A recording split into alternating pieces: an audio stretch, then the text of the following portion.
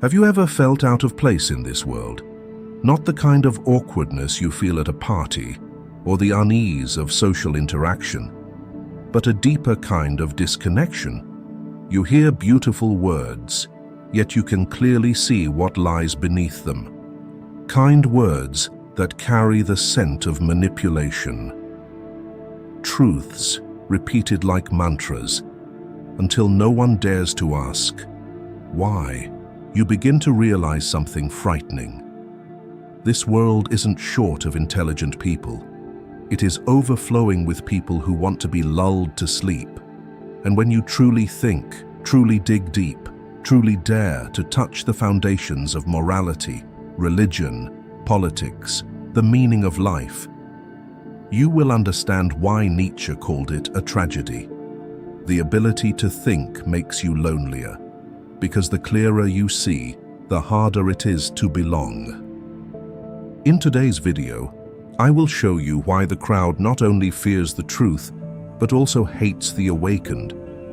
And more importantly, how to turn this loneliness into strength, instead of letting it swallow you whole. If you've ever felt like you see too much, don't leave, because this might be what you've been searching for a very long time. Number 1. A blind world. The illusion of freedom and herd morality. You think you are free, that you choose your own life. You think what you believe is something you decided for yourself. But look closer, the way Nietzsche looked at the world with the eyes of a surgeon. What most people carry around as freedom is only a polished collar. It doesn't chain your hands with iron, it chains you with the feeling of being accepted. You are allowed to choose, as long as your choice stays within the list the crowd has already printed. You are allowed to think, as long as your thinking doesn't make anyone uncomfortable. You are allowed to be yourself, as long as that self does not break the norms. This is how a blind world operates. Look around, and you will see how the illusion of freedom is mass-produced. Someone thinks they chose a career, but in truth, they are only chasing what society calls stability, because they fear being seen as a failure. Someone thinks they chose whom to love, but in truth, they chose a socially acceptable mold to avoid gossip. Someone thinks they believe something because they have reflected on it, but in truth, they only picked up a ready-made set of beliefs. And if you live like this long enough, you will notice something strange. You have more options than ever, yet you are less free than ever. Because freedom is not about the number of choices. Freedom is about this. Do you dare to pay the price for your choice? Nietzsche called this herd morality, which he described in The Gay Science with the line, "Morality is the herd instinct in the individual." Herd morality appears like a friendly neighbor offering advice for your own good. It whispers, "Don't be different. Don't think too much." It teaches you how to live safely, but the price is that you must cut away the sharpest parts of yourself. And when you do that long enough, you forget what it feels like to have a thought that truly belongs to you. You call it maturity. Nietzsche calls it domestication. Imagine a child growing up in a home where every question is treated as an offense. The child asks, "Why do I have to believe this?" and receives a cold stare. Gradually, the child learns to swallow questions whole. The child becomes afraid of their own curiosity. Growing up, the child becomes a proper person, a moral person. And then one day, when their world cracks, when loss, crisis, betrayal, and illness arrive, they finally realize the bitter truth. They do not know how to stand on their own, because their entire value system was borrowed. Nietzsche did not deny that human beings need community. He simply tore off the mask of how the community keeps you in place. Herd morality turns being accepted into the highest reward and turns being excluded into hell. It makes you self-censor before you even get the chance to think. It makes you edit your emotions before you even get the chance to feel. It makes you live a clean life, but an empty one. And when the crowd operates like a single massive body, you will see a truth Nietzsche threw straight into the face of history. Insanity in individuals is something rare, but in groups, parties, nations, and epochs it is the rule. That is why the irrational can become normal simply because too many people believe it. That is why a reasonable question can be treated as rebellion simply because it shakes the consensus. When Nietzsche said, "God is dead," many people heard only an insult. He did not chant atheism for entertainment. He pointed out that the belief systems that once kept the world standing were losing their power, while human beings were not yet ready to live without that crutch. Without an absolute right and wrong from the outside, people must take responsibility for their own lives, and that is what makes them panic. So they cling to herd morality as if it were a lifebuoy. They call that buoy faith, tradition, family values. But at the bottom of it, there is often a sentence no one dares to say out loud: "I'm afraid to decide for myself." Here, you will see an interesting intersection with Kant. Kant called this condition intellectual immaturity, an adult who lives like a child, needing someone else to hold their hand. You ask someone with a title, someone with authority, someone followed by the majority. You believe because you fear being wrong, not because you see what is true. Herd morality understands this very well, so it does not need to argue with you. It threatens you with words that look moral, but are in truth soft handcuffs. You should know your place. Don't cause division. In the language of the herd, harmony sometimes only means this: stay silent so they can remain comfortable. And the blind world becomes even blinder. Not because no one has the ability to see, but because anyone who sees is taught to shut their eyes in order to survive. Nietzsche would ask you one question: whom does this value serve? When something is called right, who gains more power from it? When something is called wrong, who is being bound by it?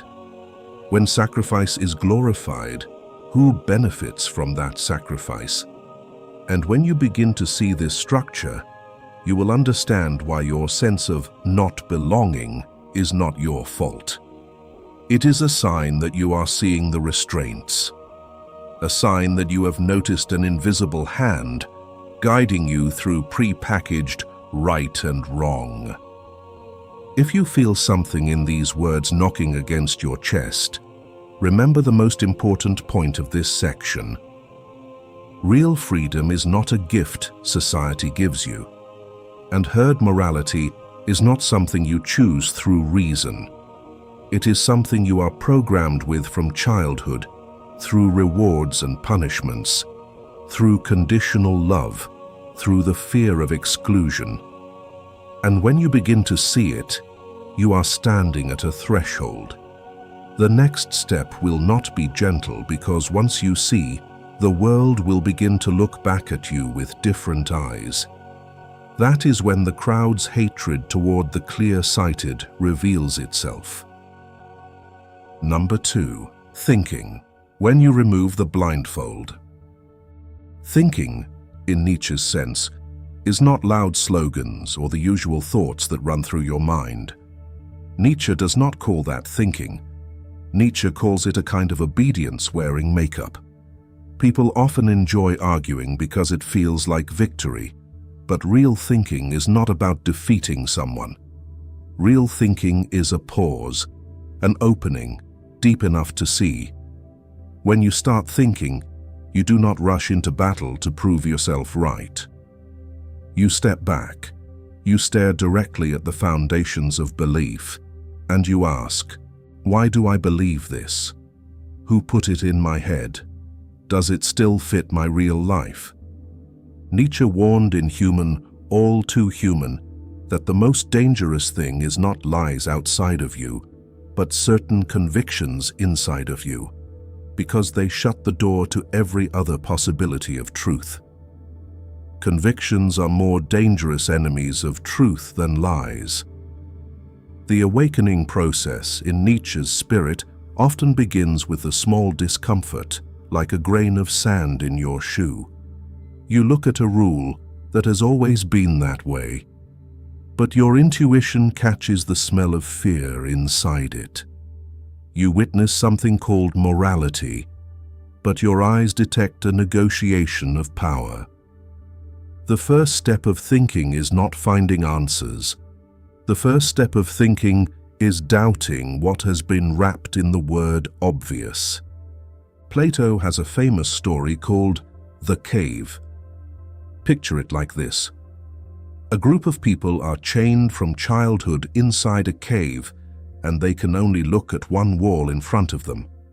Behind them, there is a fire, and people walk back and forth carrying objects, casting shadows onto the wall. Because they have only ever seen that wall, they believe the shadows on it are the real world. That is why communities living under religious constraint, even when offered a chance to change their lives or be liberated, still return to the old belief. Nietzsche goes further than Plato, because Nietzsche does not only speak of the cave.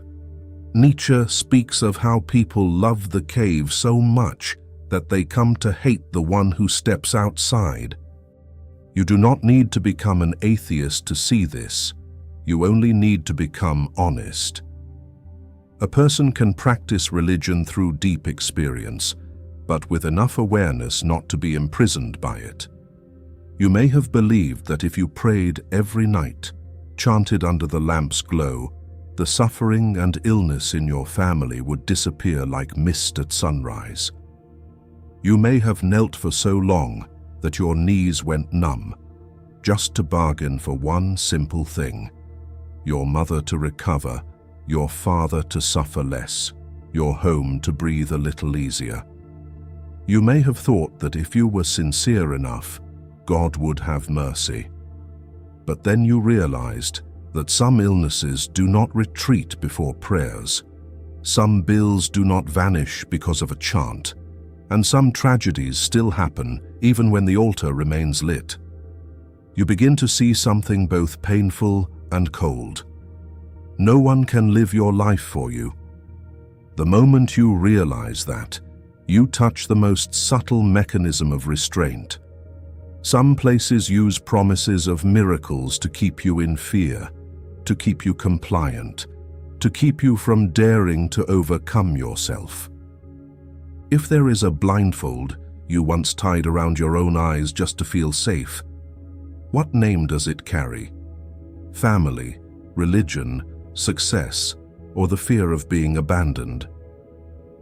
Write that one word in the comments as a moment of daring to name what has been controlling you, and then comes the fall. When old beliefs collapse, a void appears. You can endure poverty, you can endure failure, but it is hard to endure a void with no meaning. Nietzsche forces you to walk through a land with no spiritual insurance. You no longer know who you are when you can no longer be defined by what you were taught. You no longer know where you stand when the old floor has been torn up by your own hands. That void makes many people return, not because they find the old thing true, but because they fear what it feels like to have nothing to hold on to. The first cost of thinking is losing the feeling of belonging, and that cost arrives faster than you expect. When you stop repeating, you no longer fit with the crowd. You still show up at gatherings, but you feel like someone standing in the middle of a party where the music has suddenly shut off in your head. You look at the collective smile, and it feels like a mask worn for too long. You do not hate them, but you can no longer pretend the way you used to. That feeling makes you both lucid and wounded, because you once wanted to be held inside that warm circle like everyone else. Nietzsche calls the act of thinking a necessary kind of cruelty, because real thinking is violence against your own world. You tear down the spiritual house you once hid in, while you still do not have enough materials to build a new one. You strip yourself of the comfort of ready-made answers, and you step into a land where every meaning must be created by you. Thinking is not a path for those who want ease. Thinking is a path for those who want to live their own life. And precisely there, a door opens, because a human being only begins to live when they dare to pay the price for their awakening. Number 3, the hatred toward those who see. When you begin to see, the strange thing that happens is not that the world changes at once, but that the world starts looking at you with different eyes. That gaze is not necessarily angry from the start. It often begins with a strained smile, a harmless joke, a glance as if measuring how dangerous you really are. You assume people will want to understand, will want to hear what you have seen. But Nietzsche saw through a hidden mechanism. In a blind world, the one who sees is not treated as light. The one who sees is treated as an insult. And from that insult, a kind of spiritual toxin is born: resentment. For Nietzsche, resentment is the smoldering hatred of the weak when they do not have the strength to overcome. He described it in Genealogy of Morals. The slave revolt in morality begins when resentment itself becomes creative and gives birth to values. The weak cannot defeat the strong, so they change tactics. They do not learn how to become strong. They learn how to swap the meanings, to call strength cruelty. They do not dare to face their own inferiority, so they turn inferiority into virtue. In that world, timidity becomes humility, powerlessness becomes kindness, endurance becomes holiness, and anyone who dares to step out of line, who dares to live by their own standards, gets labeled arrogant, selfish, heretical. Resentment is the art of turning envy into morality and turning hatred into justice. And then you become a target, not because you have done something outrageous, but because your very existence is a mirror. When you dare to think, you unknowingly place that mirror in the middle of the room, and the crowd looks into it and sees what they hate most: their own cowardice. You see this mechanism most clearly when you touch 3 things the crowd treats as sacred: religious faith, moral order, and the feeling that I'm a good person because I follow the rules. When you ask a question, you do not only touch an idea, you touch their identity, their order. And so, instead of dialogue, they react like a body under attack. They need to eliminate the disturbance. You can imagine resentment as a room starved of oxygen. The people inside have grown used to the stale air, even though it exhausts them.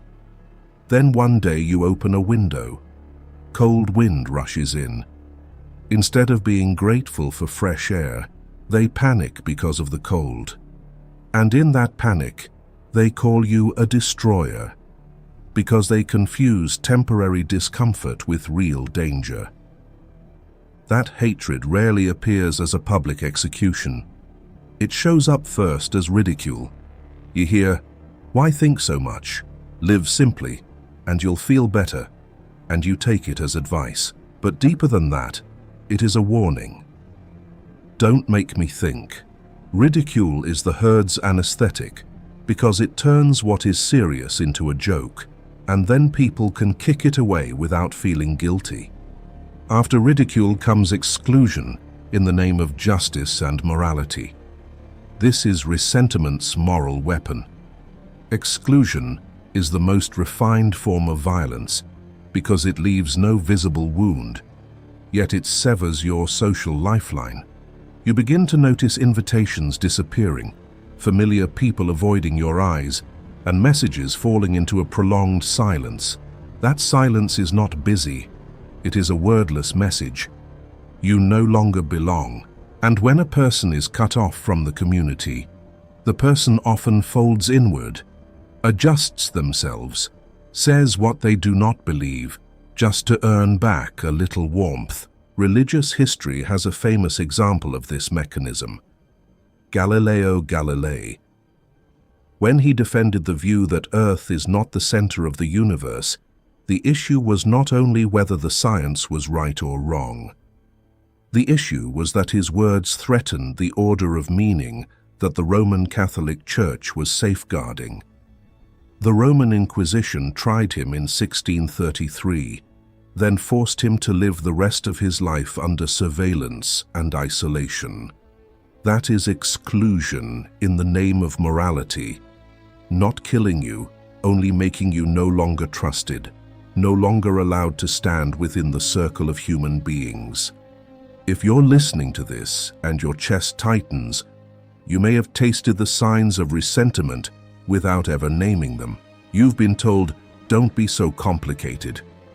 You've been treated like you have a problem. You've been pushed out of a group simply because you refused to echo the chorus. If you've lived through a moment like that, leave a short comment about what happened and whether you stayed silent or spoke up, because your story might make someone else feel less alone. You don't need to blame yourself, because what you are facing is not only a few specific people, but a mechanism. That mechanism always reacts when someone sees, and that is why you will have to learn how to stand steady under this hatred without turning into a bitter person. Number 4. The tragedy. The clearer you see, the lonelier you become. Because Nietzsche looked straight at the side few people dare to name, the clearer you see, the more you pay with a kind of loneliness no one can see. Intellectual loneliness is not being alone in a room, not at night when no one texts you. Intellectual loneliness is standing among people, hearing them talk, laugh, judge and believe, and knowing you cannot speak the truth. You feel as though you carry a light in your chest, yet each time you open your mouth, the air around you stiffens, and you learn to stay quiet so you won't make anyone uncomfortable. There are moments when you want to speak the truth so badly that your heart heats up, because you hear a lie that is too smooth, a moral lesson that is too clean, a belief that is too self-satisfied. You know the answer is right there, but you see other people's eyes. You see the masks that must be kept in place.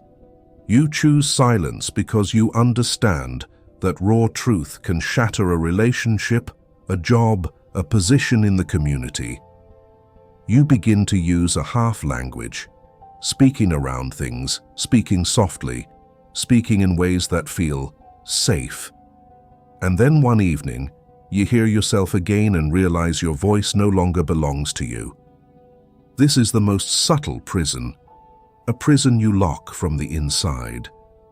Nietzsche called this moment the threshold of nihilism. Nihilism does not arrive all at once like a storm. It comes like a crack, and then the crack spreads across the walls.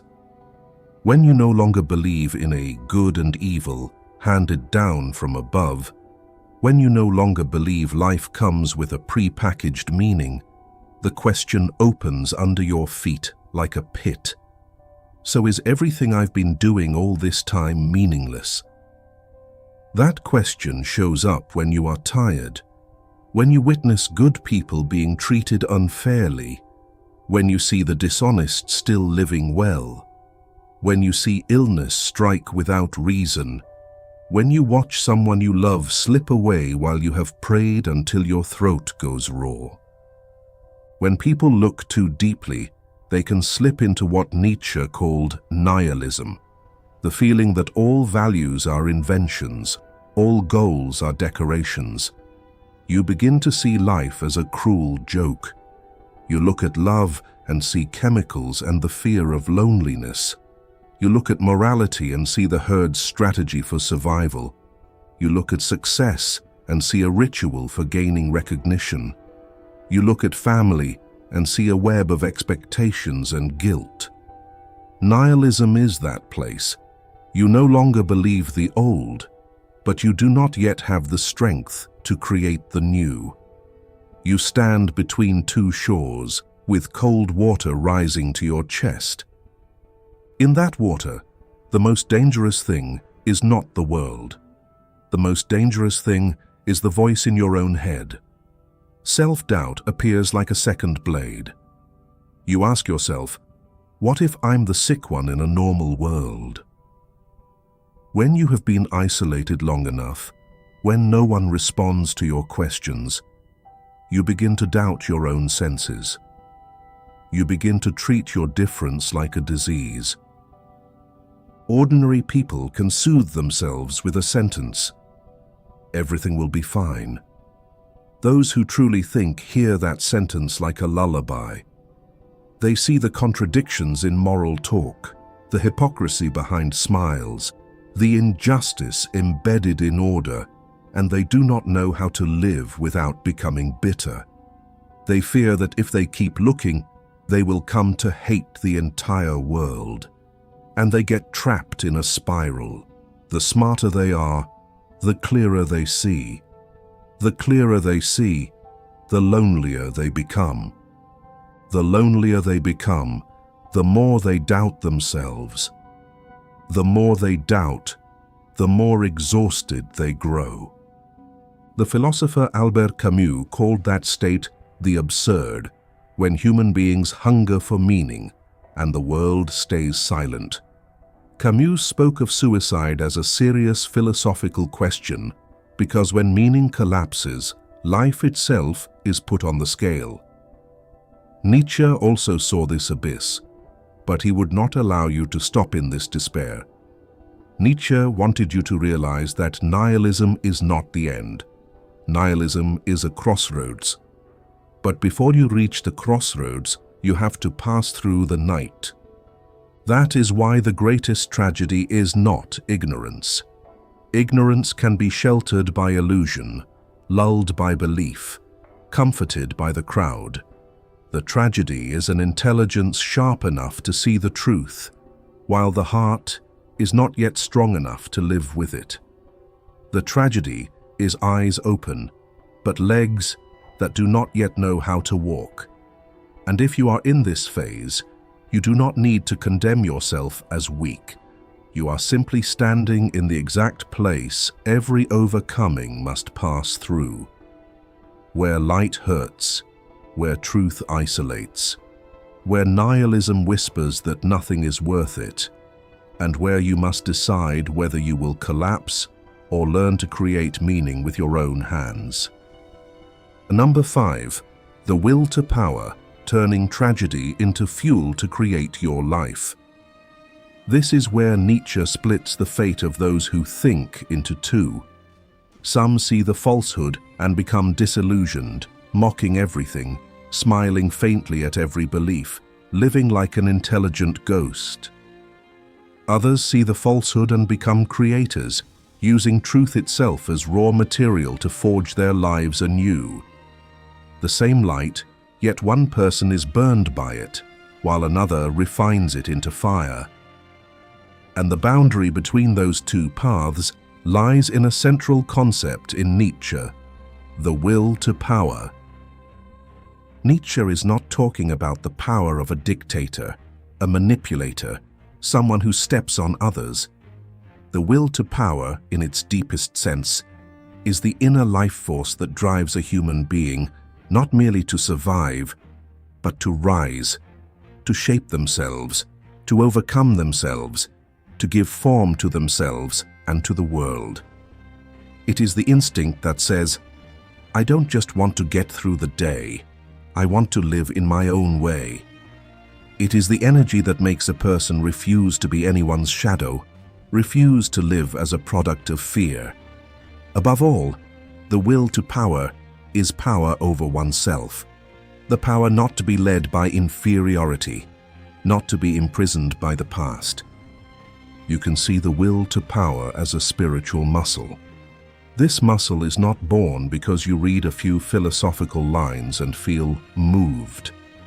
This muscle is born when you can endure the uncomfortable weight-lifting sensation that others avoid.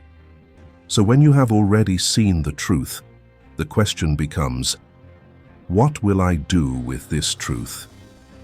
This is the moment you shift from being a victim of truth to becoming someone who uses truth. You turn sharp vision into material. Truth is no longer a spiritual death sentence. Truth becomes a blade that trims away the excess skin of your life. Nietzsche sees destroying illusions as only half the journey. The other half is the part that few dare to walk, because it demands creation. Destruction is easy. Creation is hard, because creation forces you to take full responsibility. You have to ask yourself, if I do not follow herd morality, what morality will I choose? You have to ask, if there is no ready-made meaning, what meaning will I write for my life? These questions are answered by how you wake up each morning and decide how to live. With whom, for what, and with what degree of honesty. This is where Nietzsche differs from those who only like to talk about freedom. You may feel afraid, but Nietzsche would say that getting lost or failing is inevitable if you want to find your own path. You cannot create your life while also begging the crowd to guarantee it. You cannot want freedom while also needing everyone's approval. Here, Nietzsche's image of the Übermensch is often misunderstood disastrously. The Übermensch is not a superhero, not someone in a cape, not a superior person in the sense of trampling others.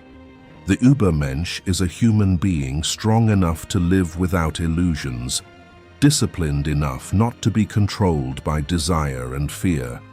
This is someone who understands that life is not something to endure and get through, but a work to be created.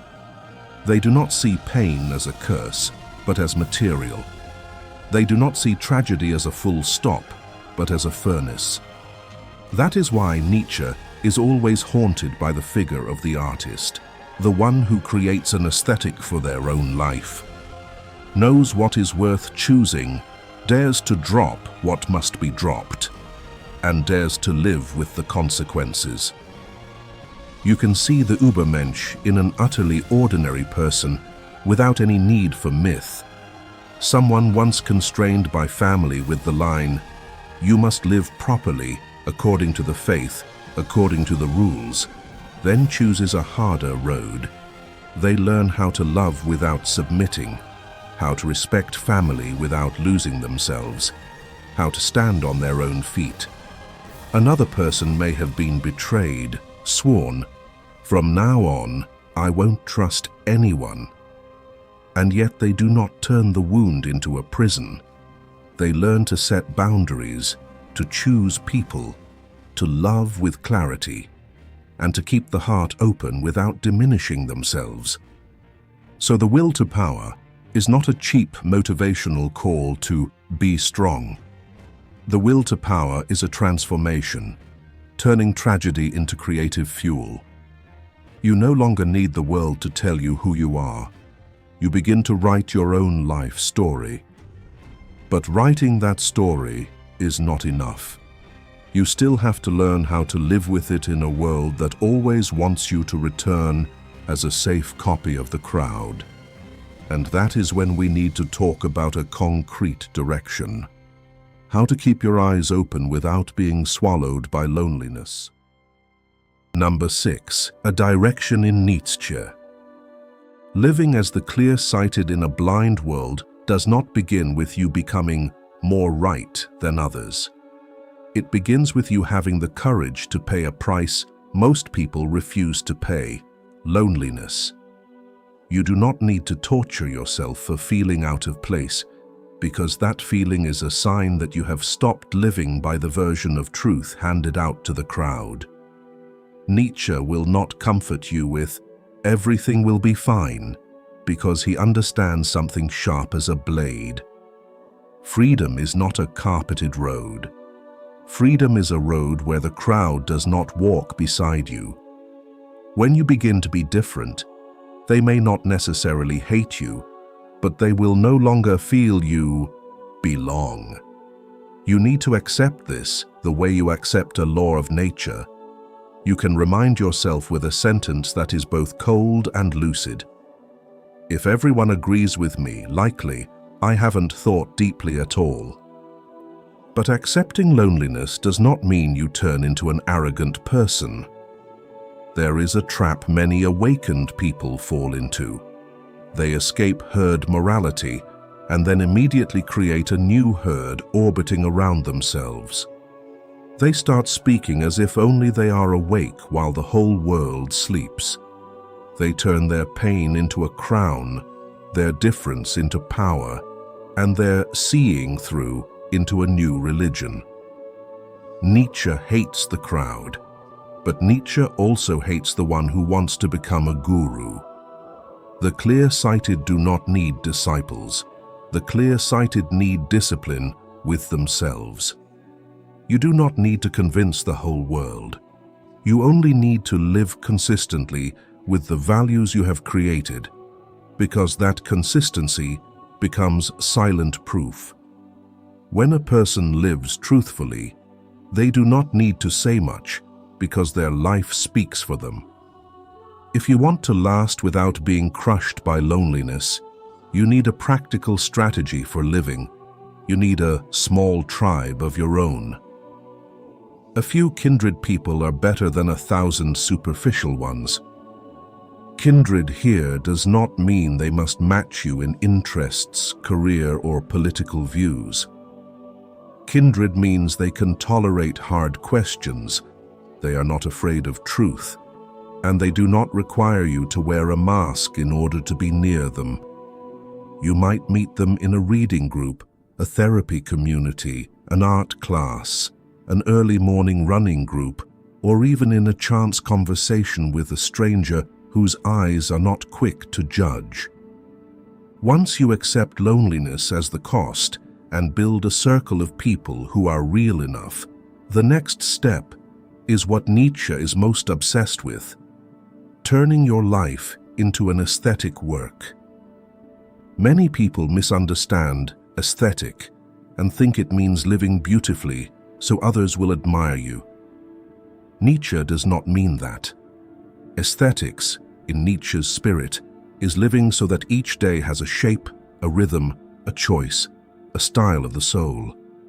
It is when you do not live by inertia, do not live by fear, do not live by a schedule imposed by the crowd, but live like an artist working with the raw material of your own life.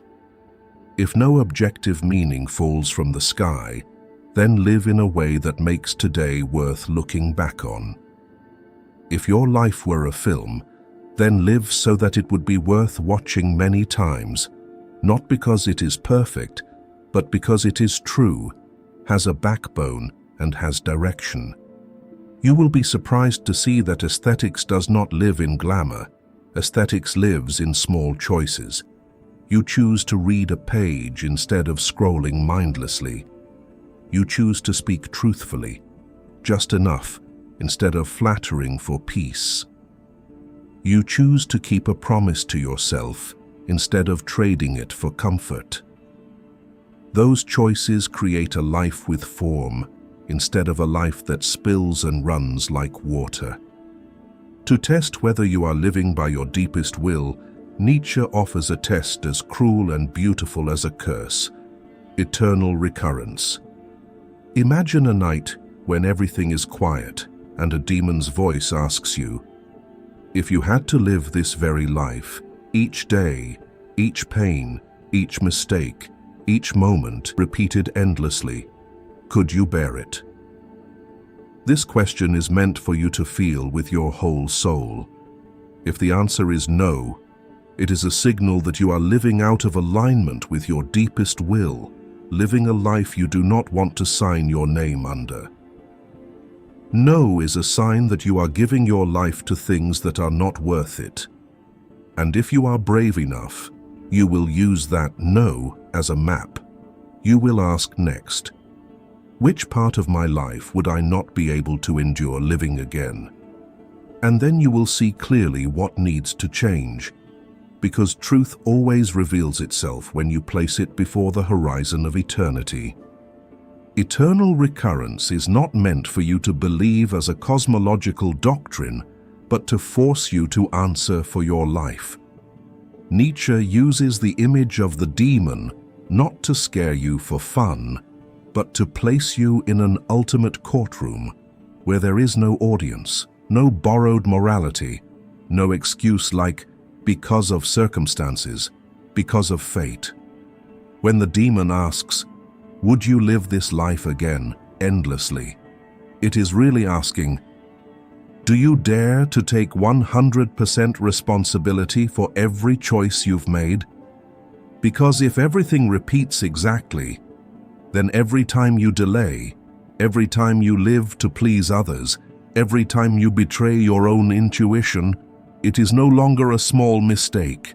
It becomes a sentence repeated without end. That is why eternal recurrence is a test of amor fati, love of fate. Can you love your own fate enough to say yes to it, even with pain, loss, mistakes? Someone with the will to power will understand it as a ruthless invitation. Then live in a way you can nod. Not nodding because life is perfect, but nodding because you have lived rightly, chosen rightly, and not been cowardly with yourself. And by now, perhaps you understand why Nietzsche called thinking in a blind world a tragedy. The tragedy is not that you see the masks. The tragedy is that you must still walk among them without becoming another mask yourself. But if you have made it to this point, that says more than you think. It says, there is a part of you that refuses to sleep, a part that refuses to live on pre-packaged answers, a part that still holds self-respect toward its own soul. And that part is what must be kept, even if it makes you feel out of place. You do not need to become cold or bitter to prove you are awake. You also do not need to rush into a war to fix the whole world. The world always finds a way to protect its comfort. The only thing you truly control is how you live, how you choose when you no longer have a spiritual crutch to lean on, and how you stand back up each time truth hurts you. And if you want, leave a comment. What moment first made you open your eyes, and what is holding you back now? Your story might be the small flame for someone else walking in the dark.